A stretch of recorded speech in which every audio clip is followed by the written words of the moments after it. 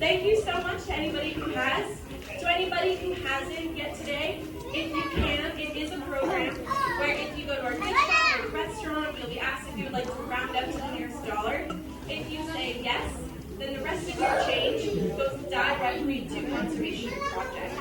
So I like to say that your change can be the change.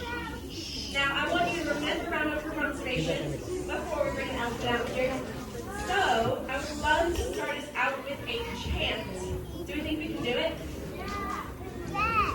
Do we think we can do it? Alright, here's the deal. We're going to split up into two sections. My first section over here. You guys are my second section. Now my first section, I want you guys to go round up. Beautiful. And over here, I want you guys to go for conservation. For conservation. Incredible. Now, here's the deal. I'm going to run back and forth. But I do not like running. So if we could give it 100% our first time, I would greatly appreciate it. Can we do it? Yeah. All right. Round up. For conservation. One more time. For conservation. All right. Should we bring an elephant out here?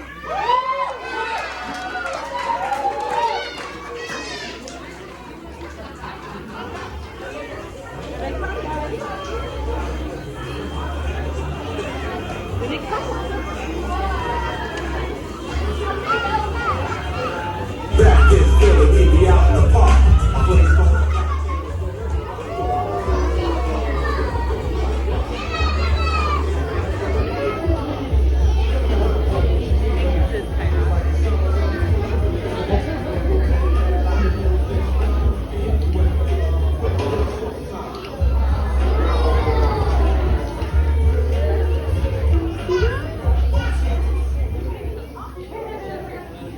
Alrighty, let's talk about the elephant in the room.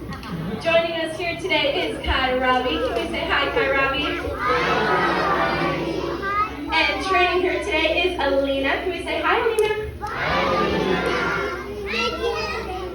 Now Kairabi is 4 years old, almost 5. Can you guess how much she weighs? You can just shout it out. 1,000, couple hundred. She weighs about 2,500 pounds. So she is tiny. All right, now what Alina is doing is called a training session. So here at the zoo, with our elephants, we do positive reinforcement training. What that means is we will ask our elephants to do a behavior, and if they do it, they get delicious snacks along the way. Now to help us with our training, we do have a few different tools. The first one is called a target pole. That's that stick with a buoy on the end, very fancy.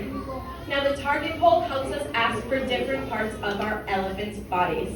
So we can ask it when we're looking for a foot present, or if we're asking for a trunk present, we can use our target pole. Now the next tool I want you guys to listen for. You hear that clicking sound? So that is a clicker, and it is called a bridge. That lets Kairabi know, yes, you have done the behavior, and food is on the way. That, of course, brings us to our most important tool, which is food. So today, Kairabi is getting a mixture of apple, sweet potato, and carrot. And if she does a big behavior, you'll see that she gets something like melon, or half of a banana, really good stuff. Now, does anybody here ever have to go to the doctor? Probably all of us. And it might not be our favorite visit of the year. Now, if we went to the doctor and every single time we got a banana split, we might enjoy the doctor, right? It's the same thing for our elephants. For Kairabi, if we need to collect her blood, it's probably not her favorite thing, but she knows she's going to get a banana, and that is her favorite thing. So for Kairabi, that is absolutely worth it. Now I want this to be a presentation where you guys learn what you would like to learn about. So we're going to split into 3 sections. We've got my section over here, we've got the middle, and I've got you guys over here. So I'm going to start on this side. what is a part of Kairabi that you can see that you would like to learn about today? You can shout it out. Trunk.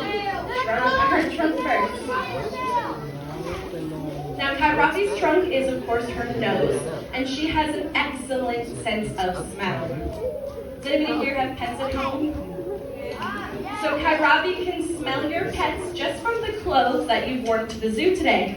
And that has nothing to do with your laundry detergent, that's just all Kairabi. Now, how many bones are in her trunk, do you think? You shout it out. 10, 1. You say none? Ooh, we got ourselves an elephant expert out here. She has 0 bones in her trunk. That was a trick question. But she has more muscles in her trunk than we do in our entire body. So she can use that trunk to pick up an individual Pringle without crushing it, or she can use those muscles to roll a vehicle. Depends on the day. Now that trunk is very helpful for a medical behavior, and it's called a trunk wash. So in a moment, we're going to show you one way that we can train a trunk wash.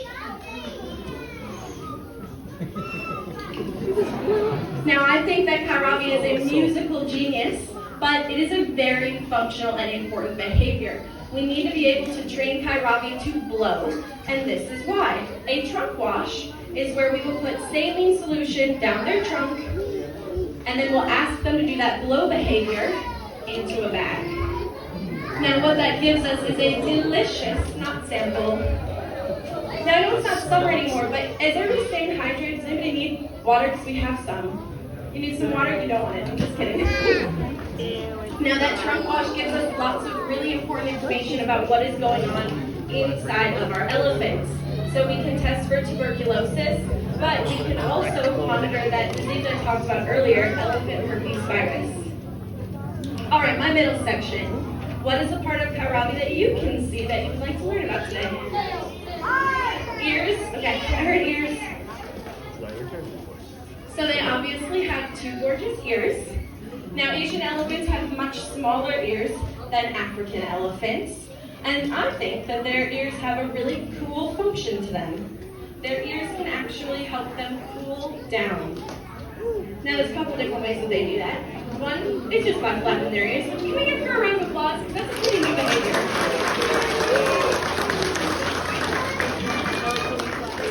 Now by flapping her ears, that does create a very small breeze against her body. But most importantly, by doing that movement, she is pumping blood to the large veins on the back of her ear. Now when those veins pump up with blood, it gets cooled down by the air on the outside, and then they recirculate that blood through their body. That can actually cool down their body temperature by a couple of degrees. Now their ears are also extremely important for us as caretakers for a medical behavior. And I kind of gave you a hint earlier what that might be. Does anybody have guesses? Blood draw, yes. So we can voluntarily collect blood on all of our elephants, and we do this every single week. So we're going to demonstrate what a blood collection looks like. Sarah is going to hold off a vein on the back of Kairabi's ear. By doing that, we're drawing blood into that vein. We're getting it big. Gives us a nice access point. Then we're going to lay the needle and let Kairabi know what comes next. Now Kairabi is an absolute professional at this. Like I said, we do it every week. And so she knows that at the end of that, she's going to get a banana. She loves bananas. Now if Kairabi ever did not want to participate, that is okay. It's fully voluntary. As I said, she's 2,500 pounds. If she doesn't want to do it, that's okay. We can try again later, or she doesn't have to that day. Now that blood gives us very critical information, and we can actually see the signs of elephant herpes virus up to 2 weeks before we see symptoms. Now as a reminder, once an elephant shows symptoms, they can pass away within 24 hours. So having a heads up of 2 weeks saves their lives. All right, my last section over here. What is a part of Kairabi that you would like to learn about? Wow, a lot of tails. Okay, let's start with the tails. So when we're communicating to each other, how do we normally do it? You can shout it out. mouth. We make sounds. Are you listening? So elephants can make a whole lot of different sounds. And yes, we can use body language. So an elephant's tail is extremely important for them with their use of body language. We can tell a lot about how an elephant is feeling based on their tail. So if we look at Kairavi's tail, what's it doing? It's just swinging back and forth. That lets us know that Kairavi is calm. Nothing weird is happening. She knows exactly what's coming and she's enjoying her training session. Now if Kairavi was out here with the rest of the herd and we gave them one watermelon between all the other elephants, those tails would go straight out like a board. And those tails tell us, that's my watermelon and I need a little bit of space. Now their tail is also very helpful for them because it can be used to get rid of pests.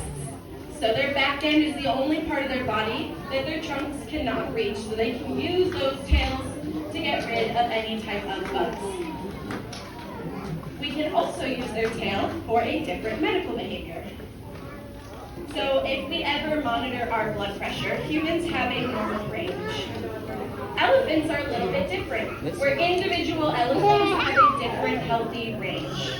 So we take their blood pressure often so that we know what every elephant's individual healthy range is. Now shockingly, they don't create cuffs large enough for elephants, I don't know why. So what we use is a medium-sized cuff that a veterinarian would use on a dog. And we use that on their tail.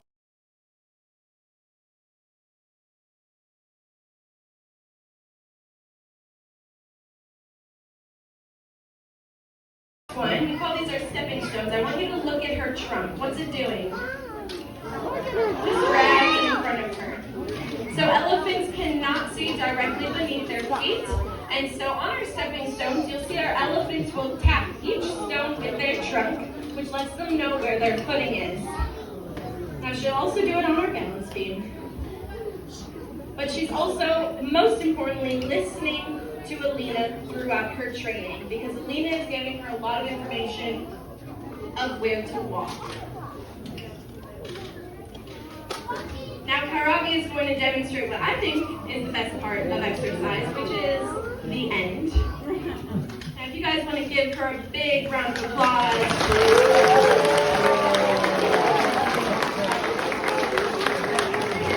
That's going to be the end of our formal presentation, but we're going to hang out up here if you have any questions or if you would like to see Kairavi a little bit closer.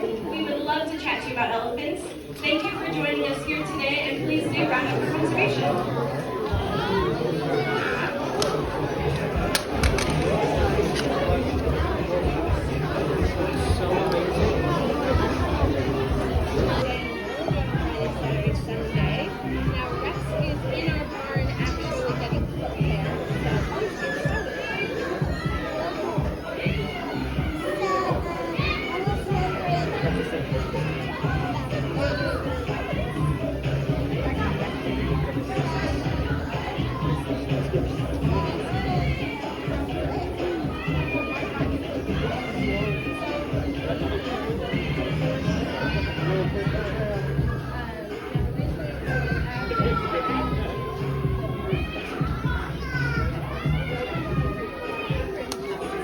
Median versus average is beyond a 7.